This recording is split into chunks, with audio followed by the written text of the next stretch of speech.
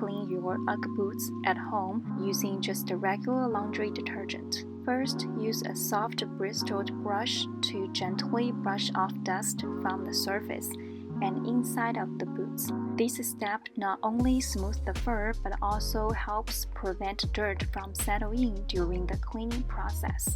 As you can see, even dry, these boots have quite a bit of grime. Next, mix some laundry detergent with water to create soapy water.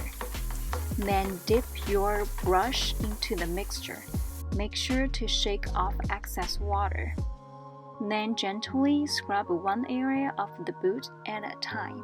You can also use a spray bottle to apply the soapy water to the surface, but I found this method hard on the thumbs, so I prefer using a bucket.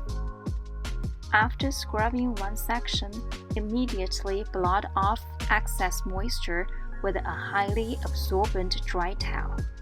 Repeat the same steps for the rest of the boot, except for the sole. For the sole, it's okay to use a bit more water. I actually rinsed it off with the running water after scrubbing. Once you are done cleaning, just let the boots dry and you are all set.